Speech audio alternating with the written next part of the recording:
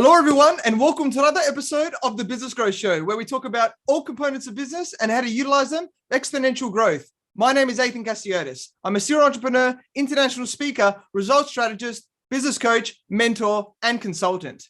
Today, I have an awesome guest. He's a serial entrepreneur and chief executive officer at QP, a messenger-first social media platform designed to help creators of all kinds engage, interact, immerse, and monetize.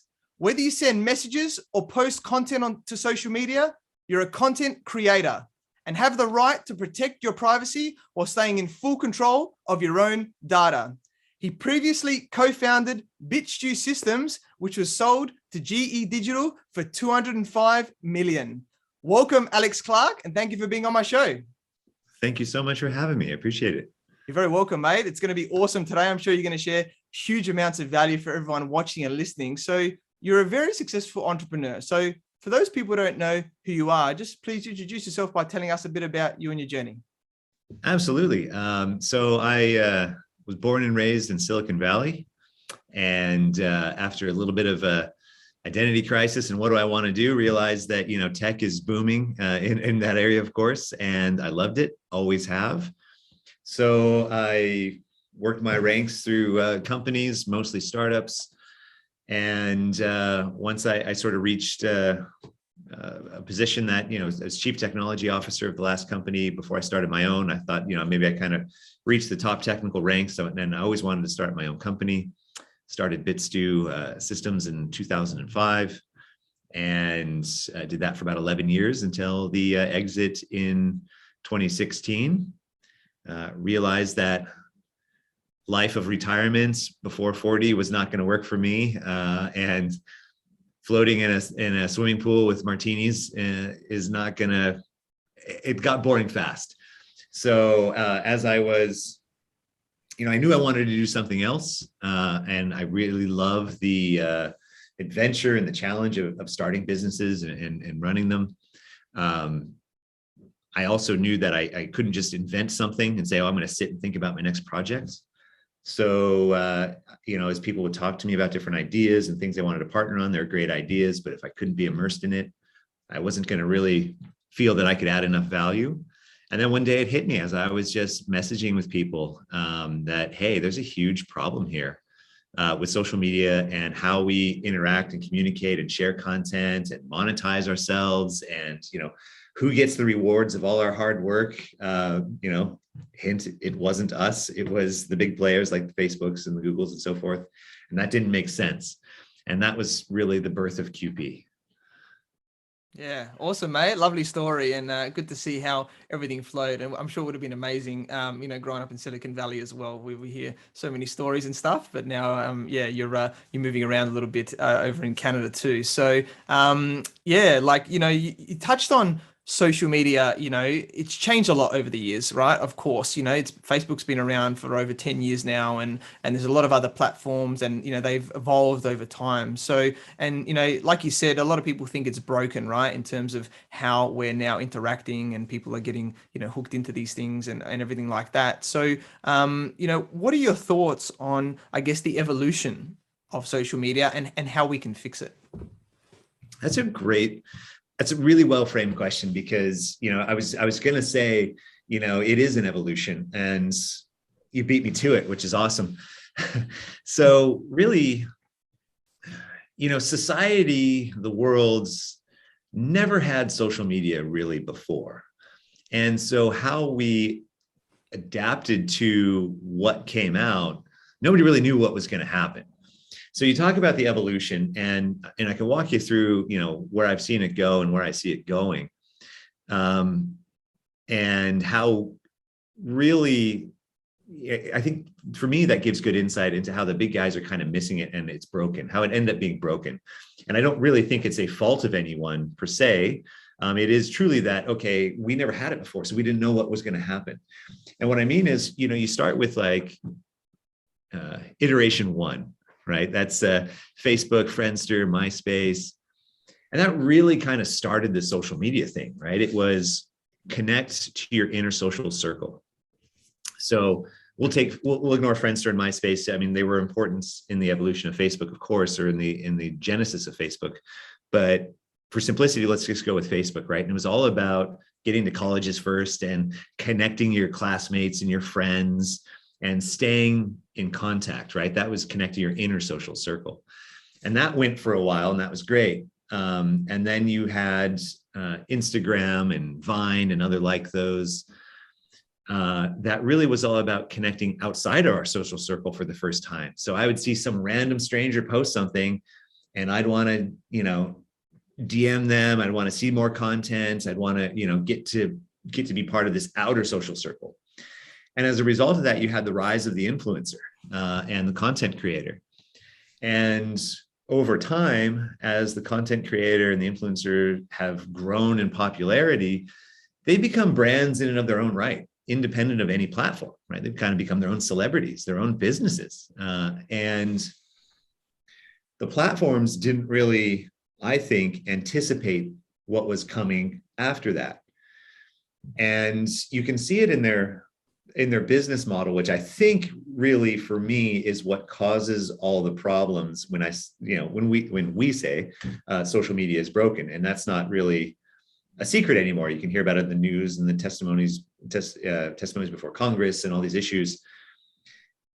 And it really happens, I think, kind of like this. You had Facebook in iteration 1, connecting your inner social circle. Well, how does Facebook make any money? Well, the easiest answer was, well, let's just sell ads, right? Because, when I'm taking pictures of my lunch for my friends to see where I'm at, how else am I going to make money? Well, I'm going to throw ads in there. And they start to really try to figure out how to get more clicks on their ads. And then when you get the rise of the creator through Instagram, mostly, and other platforms like it, that model carried through. Well, okay, how do we make money on all these people posting content? Well, we're just going to sell more ads. But that creates an inherent problem.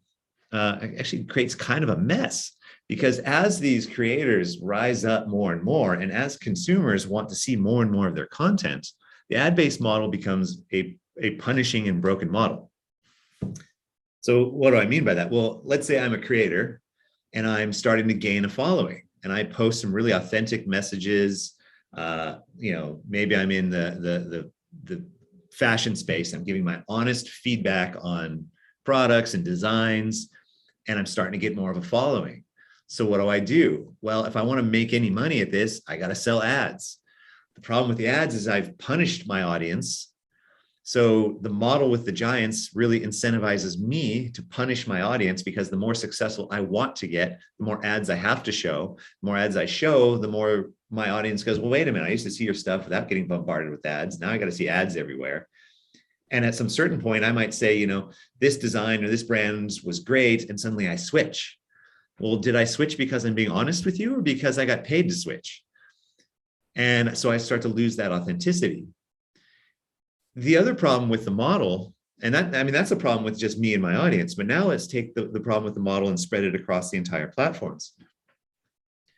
If Facebook makes money and all the other platforms like them make money by selling ads, are they incentivized to show the best content for the person, or the content that generates the most clicks? And that's a huge problem, because I go and build up my audience. I start posting, creating content, and now I blast out something new. And wait a minute, only 10% of my audience sees it, because my content, because Facebook, Instagram, Facebook, TikTok, all the others are generalized feeds, has been usurped by something that gets more clicks. But maybe it's by somebody who doesn't have the reach I have. And therein lies the issue. If the advertiser is the one paying the big companies, then they're effectively the customer. And if they're the customer, then those big companies are incentivized to make their customers very happy. And they do it by selling product, which is views, data, and content, to the advertisers, which basically means the consumer and the content creator are not really the customer. And the big guys, and you can hear this about Facebook now talking about its content creator initiatives and all that kind of stuff, was because they know they have a big problem. And the big problem is simple. They make hundreds of billions of dollars a year from advertising revenue, so they can't turn that faucet off. but they realize that their model is broken and is irritating the content creators and the consumers who produce the product that they sell to their customer.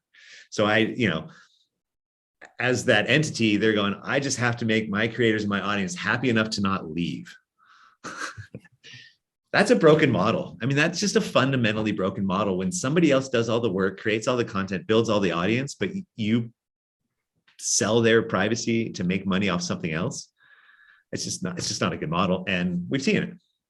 And that's what we're changing. Yeah, love it, mate. Thank you for that rendition. And you did it so well on how the game is changing and how it's broken. And then, QP is really changing the game, right, with social media in many ways. So do you want to maybe tell us a bit more about what sets it apart from the other social apps? Yeah, absolutely. And in your intro, you referred to it as the messenger first social media. And really what we did was we started to look at messaging and communication and how we share content and information through these platforms. And, messaging, for example, is the number one way we communicate around the world by far on mobile, but it has inherent limitations, and privacy being one of them, control over content, how we can subdivide our audiences, and how we can have a better experience. And that really laid the foundation. And when we layered in things like privacy and our ability to brand ourselves to different audiences and so forth through messaging, a natural extension of that was layering on channels where I can then say, you know what, messaging is my inner social circle. Channels will be my outer social circle. I'm going to go publish content, whether it's videos, podcasts, images, documents, whatever, and have people randomly follow it, subscribe, and consume it. Well, that's not different than Instagram, TikTok, and YouTube and all that. But where it becomes different is our business model is fundamentally different. So we say, hey, post content, but you don't have to post it for free. You have value in what you create. The other side is, if you've got a following of any large size, you can't keep up with DMs and so forth. So we can subdivide the audience because we have privacy and messaging and so forth, and say, well, hey, you have not only value in your content, but value in access to yourself. So if somebody wants to reach you and ask you a question or pitch you an idea or just talk with you, how are you going to get through 100,000 DMs? Never. But if you've got a loyal audience that's actually willing to pay for access to you, now you can say, hey, go ahead and pay it.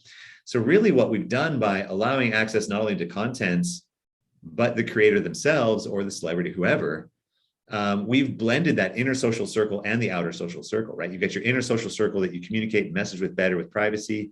You've got the outer circle that you subscribe and view content and maybe even pay for content if you want to support your creator and the creator has to charge a subscription. And then you can actually interact and talk with them and bring the inner social circle and the outer circle together into an end-to-end new social media experience. And that's what we have. And that's really our differentiators. We're not like a Patreon or a Substack or something that's looking at solving a piece of the problem. We're looking at the problem holistically and saying, hey, it really needs to change fundamentally and bring everything together, because this whole new generation of people that's had social media their entire lives, they're tired of being exploited and they're tired of seeing ads, and they want to see content for them. They want to see that premium content. And that's really where we come in. Yeah. And really, I guess the simplest analogy maybe for your listeners and your viewers would be, if the existing sites like the Instagrams and the YouTubes and so forth are like cable TV, I scroll random content. I'm, the more successful I get, the more ads I can sell. It's like watching cable TV. I scroll random stuff. I see commercials. It's fine. We're kind of like the Netflix or HBO or whatever. We're that premium kind where you say, okay, I'm not actually looking to scroll just random stuff. I have specific content I want to see. And yeah, I'm willing to pay for it if I have to. And if not, hey, cool, it's free. Why not? So that's really the differentiating pieces of us. Yeah, awesome. Love that. Sounds really cool. And looking forward to changing the way that I work, and I'm sure everybody else is as well. And a key thing you mentioned there was about privacy, right? And a lot of other messaging apps, example the WhatsApp and things like that need our phone number, right, to connect. Which loses our privacy, right? Because our phone number is our phone number. We don't necessarily want everybody to have it where possible. So how does QP work with our phone number? How people message with us? Yeah, that's a great question. And that was actually really what started it all, was because after I sold my company, I had some local press around here. And so people would see my phone number in group chats and be like, hey, I heard you sold your company. If I got an idea for you, and it's like, oh man, why is my phone number everywhere? But I mean, same sort of problem. I mean, you can imagine pretty girl at a bar, guy wants to say hi, they exchange phone numbers, and maybe he doesn't turn out to be a nice guy. Now she's got some guy harassing her on all her channels because like WhatsApp and iMessage or whatever, because she's got the phone number out there, and that's not great. It's our access to ourselves, and we should value our privacy. So QP does it a bit differently. Now, let's say you and I know each other's phone number, right? You're in my phone book on my phone. It works exactly the same. You press to connect, you want to talk, it'll see that we have each other's phone numbers. Now, important point, QP will never read your phone number or see it. What we actually do is take a hash of it, because the other part of my philosophy is I don't want people's personal data on my servers, because not only have I zero interest in mining your data, exploiting your privacy, selling it to anyone, I have no interest in that. I just want to provide a platform that gives you value. And if that gives you value and you're successful, then I'll be successful. That's great. So I don't even send personal information up to the servers. What we do is we send a hash of your phone number up, which can't be read. And then we'll send a hash of mine. And if the two are linked, then great. And we can talk because we're connected. And if not, then we're not connected. And it's that simple. So that's the first step. So it's no worse off than connecting through WhatsApp or something else, but the added privacy of we don't have your personal data. So if we ever get hacked or whatever, you got nothing to lose. Very safe. Or if we ever become evil, we decide we want to, now we're going to go exploit people. Don't have the information, can't do it. So it's a built-in safety net. The next level of it is, let's say we don't have phone numbers, and we're meeting at I'm in Sydney at some really cool conference. We start talking and you're like, hey, let's talk more. You can just quickly open up the app, scan a QR code, and we're connected, right? As long as I accept or you accept, we're good to go. And so that's very easy to connect. So that analogy of the girl at the bar kind of thing, guy comes up and says, hey, I think you're cute. Give me your number. She's like, all right, no, you can scan this. We're good to connect there. And then, of course, if you're not in proximity to each other, let's say we're on something like a call or we're on Clubhouse and we still want to connect, we can connect with a code, a unique code that we can change at any time, so that it's not tied to me if it ever gets leaked or it gets spammed. But at least you and I can say, here's a 12-digit code or whatever it is. I think it's 12 digits, and we can just type that in and connect, right? So there's a lot of different ways for us to connect without having to know our personal information. Yeah. Awesome, mate. Really awesome to be able to do it. And I'm sure, yes, there'll be less people being harassed and things like that, or being contacted when they don't want to. Well, there's an interesting angle to it as well that happens when you don't have that personal information. It opens up a lot of really cool use cases that we're going to be adding to the app very soon, which is, let's take that girl at the bar kind of scenario, or you and I at a conference. She can say to the guy, yeah, you can scan me and chat with me on QP, but this connection is going to expire in 3 days, buddy. So don't play that whole game where you wait to text me. You want to talk to me? You got this amount of time. Same sort of thing. Like if I meet you at a conference, let's say it's a week-long conference, you might say, look, we'll exchange information while we're on this project, while we're talking about in this conference.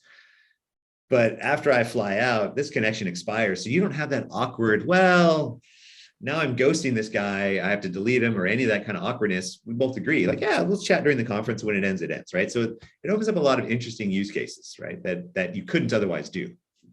Yeah, very interesting. Love that. Very cool. And, you touched on algorithms right before, with, a lot of the time, like you said, we don't see as many things, on Facebook, especially on like pages and things like that, where we got to do our ads and, on the big apps. So how does it work a bit more specifically with, the QP algorithm? It's really simple, and you're in control. So when you post content, your fans, your followers, and your subscribers are going to see it. And that's really the bottom line. I mean, if they're, well, as long as they're on the app looking for you, I mean, when you post, they're going to get it. We're not going to mess with the algorithm. It stays chronological. When you post, it shows up. We have zero desire to usurp your content for something that gets more clicks on, shampoo or something, or who knows, car oil or whatever the heck it's going to be. we're really about providing value so that you have a great platform to reach your audience, and your audience sees what they want to see and hear what they want to hear, which is you, not some earwax commercial that I've been seeing a ton of lately. It's really gross. I just like I love cars, and I like looking through, car reviews and stuff like that. And I'm like all excited, and I got to sit through this nasty commercial. I'm like, why? It's so gross. Love it. That's awesome. Really cool. And let's talk about monetization now, right? Like you touched on it before that, monetizing differently, right? Through QP compared to the other platforms. Do you want to maybe share like a few different ways of how we can monetize our followers, fans, subscribers, and everything like that through QP? Absolutely. So there's a couple ways we can do it, right? So one is you're creating content, or you're just talking with people, or it doesn't even have to be your audience. You can be talking with with your friend and splitting a dinner bill, but they can send you money directly. So they could just press send money. It could be either treated as a tip, or you're splitting a bill, or however you want to do it.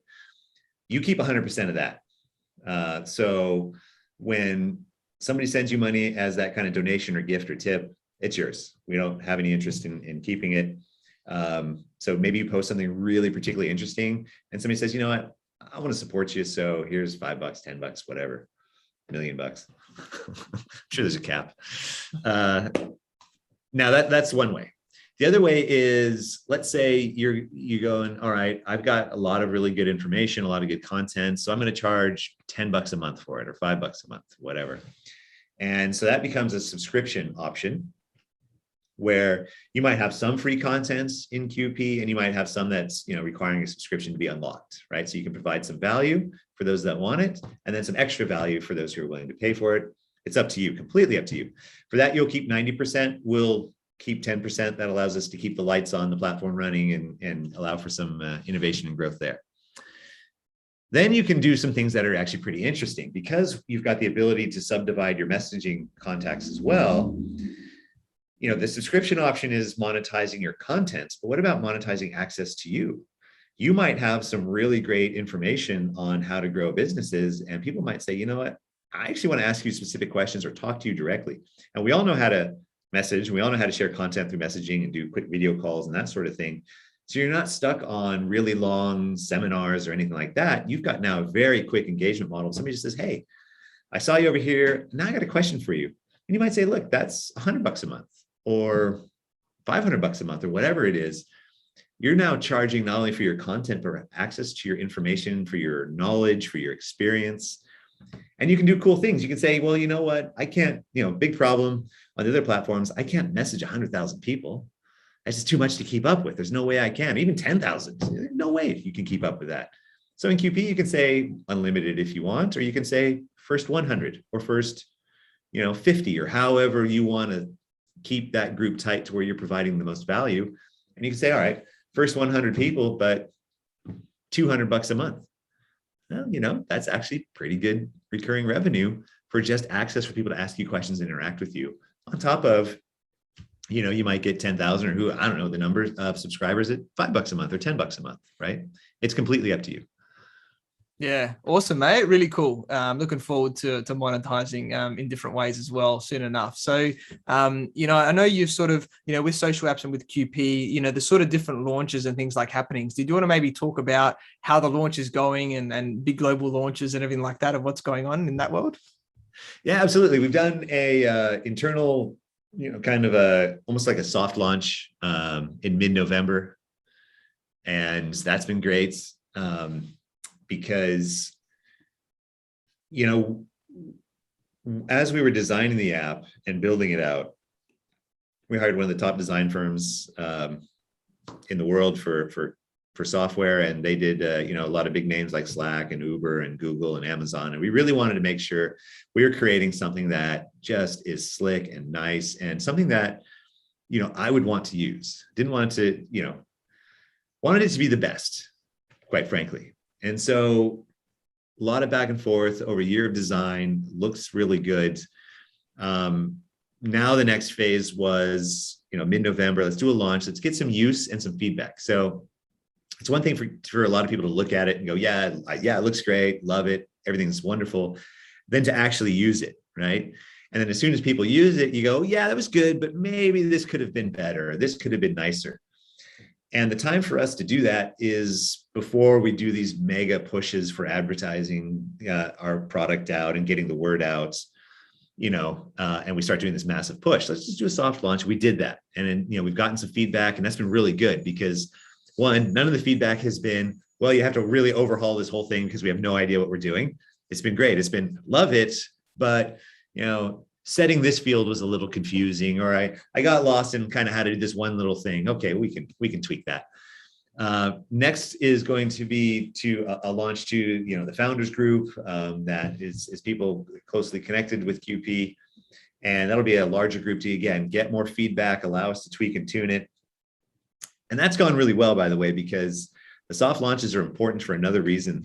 As you start to grow in popularity, for whatever reason, people want to try and hack you just to say they did.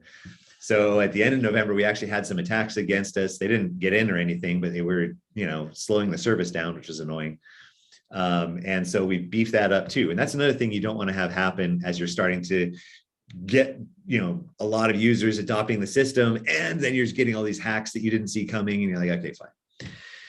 So founders group is next, get some feedback on that. And then, starting next year, early next year, is going to be that big global push. Yeah, awesome, mate. Really, really powerful. And I'm sure I'm looking forward to being part of that. And then, looking how it really grows. I'm sure it's going to blow up. Let's talk maybe in a good way. In a good way, like probably like Clubhouse, but a much better way, right? Or something like that, Yeah. Software can blow up in one of several ways. That's right. Blow up positively with the amount of people engagement and everyone loving it, right? In that way. So yes, very good. I got to be specific about that type of stuff. Love it. I guess another one is about maybe collaborating. Are we able to collaborate with other people on the platform as well to work together? Yeah, that's actually something I've heard a lot of. And we've added it, but a true collaboration, because I know Instagram came out with their collaboration. It's not really a true collaboration. It's like almost like an easy repost.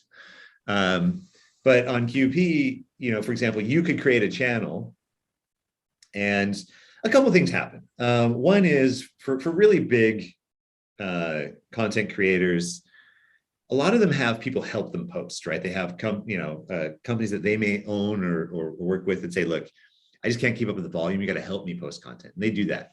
So in QP, you can create a channel and you can assign as many admins as you want, and they post on your behalf. And that's really helpful for managing your channel. The other is you can make people a collaborator. So you can create a channel. You can make me a collaborator. I would be able to post in your channel. It'll come from me. It won't look like it came from you. I can't edit your post, but I can edit my own. And so that's really a true collaboration, because what we've heard from a lot of creators is one thing that they felt strongly they could monetize is they might have following on other channels that's been pretty successful, and someone else might have a following, and they say, hey, look, why don't we do a true collaboration where we come together? It's both of our content. We're both posting and maybe talking with people and interacting. And that's where we can drive extra value to monetize. Yeah. Awesome, mate. Looking forward to getting stuck into that too. So let's talk a bit about your successful exit, right? So you sold BitShoe Systems to, GD Digital for 205 million. So congrats, mate. That's an amazing feat. So what key learnings did you get from that process, I guess, so that other entrepreneurs can have successful exits in their company as well? Yeah, that's really good. I think some things that we did right that I would encourage entrepreneurs to think about is early on, we structured the business in a very clean way that did not inhibit an exit. And I've heard from investors and buyers before, particularly after the sale, that they may love a company or a product, but if the structure isn't clean or they've got something hanging over them, they just can't get there. They just can't buy it. And I mean clean cap table, no weird loans out there, no weird share structures. Just keep it simple.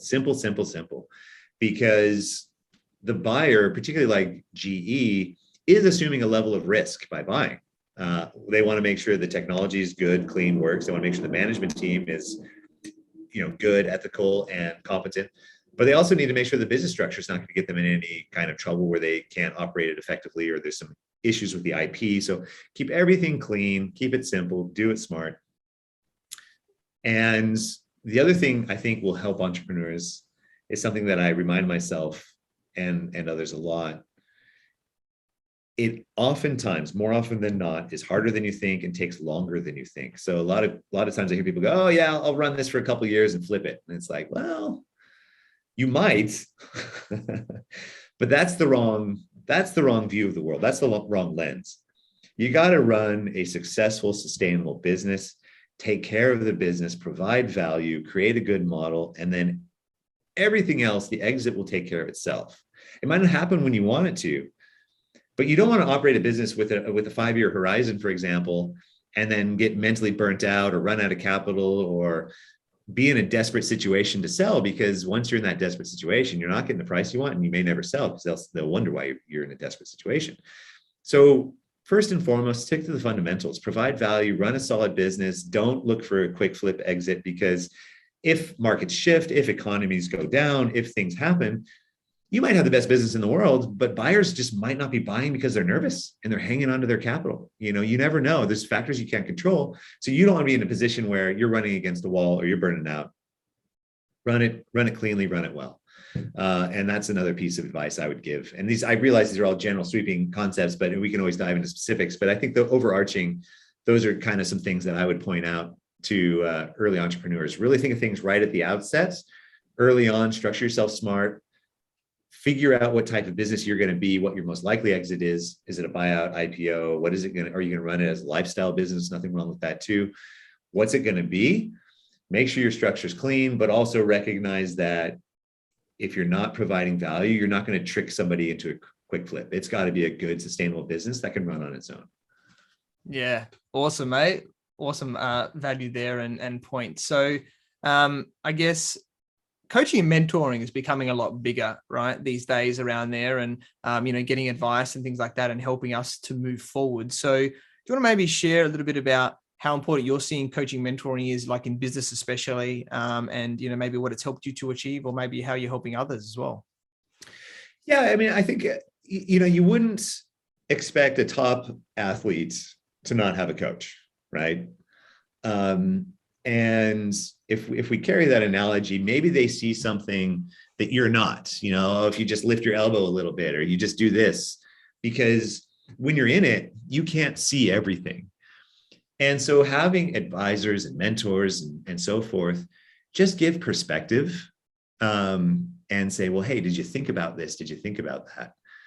And that can really help guide you if you have an open mind and no ego in it, because all criticism is helpful and constructive if you choose to look at it. And it doesn't even really matter how it's given to you. It can be given to you politely or harshly or whatever.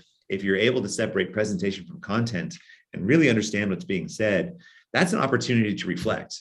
And you might reflect. You might get some advice and it might not sit right with you at first. You might go, I don't know, that doesn't feel good. I don't know if I believe it or buy it, but you're still thinking about it. And that's the important part.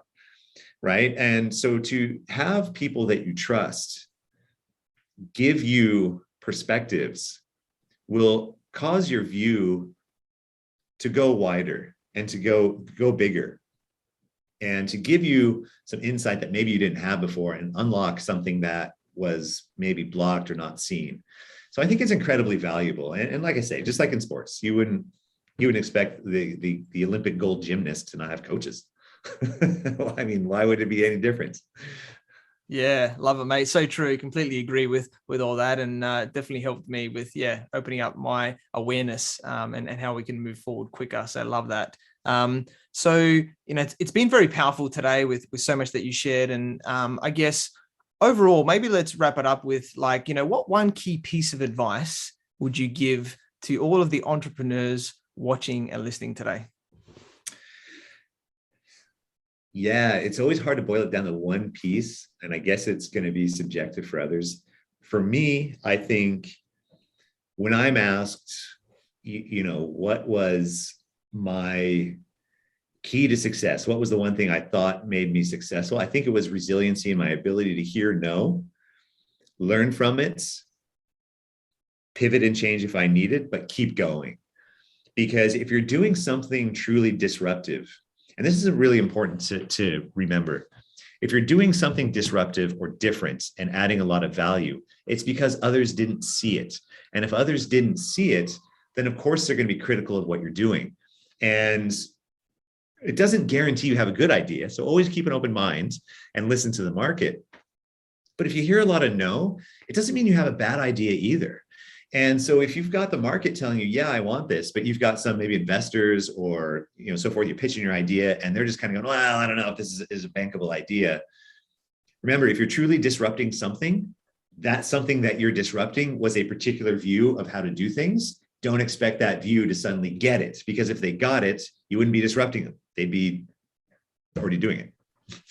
Yeah, awesome, mate. So amazing points there with resiliency and being able to move forward with the no's, really powerful. So yeah, Alex, we connected through our networks where I learned about your awesome journey from co-founding BitShoe Systems, which was sold to GE Digital for $205 million, to now being the chief executive officer at QP, a messenger-first social media platform designed to help creators of all kinds engage, interact, immerse, and monetize.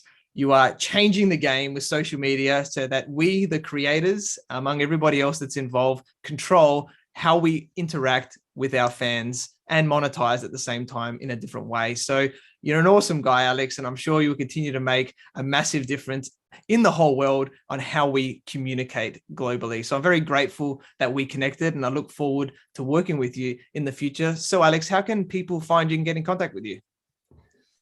Easiest way, probably qp.me is the website. So qp.me. And that's probably the easiest way to find out about us. And otherwise, you can download the app and subscribe to the channels and find me there. Awesome, mate. Definitely everybody jump on QP. Like it's, the launch is happening now. So, I know you can reserve your username at the moment, depending on when the launch is happening. Get on there and make it happen. This is going to change the game, right? Massively, globally with this. So looking forward to it. So, thank you everyone for watching and listening to this show where we talk about everything on business growth. Please like, subscribe, and leave us a 5-star review. You can find me on Facebook, LinkedIn, Instagram, and YouTube as Athin Cassiotis, or visit my website, athincassiotis.com, as well as QP. That's going to be happening very shortly. I completely agree with you, or do I? The only way we know is if you tune in next time. So until next time, remember that our business grows when we learn skills and take action using them in spite of fear. So remember to design your growth and results.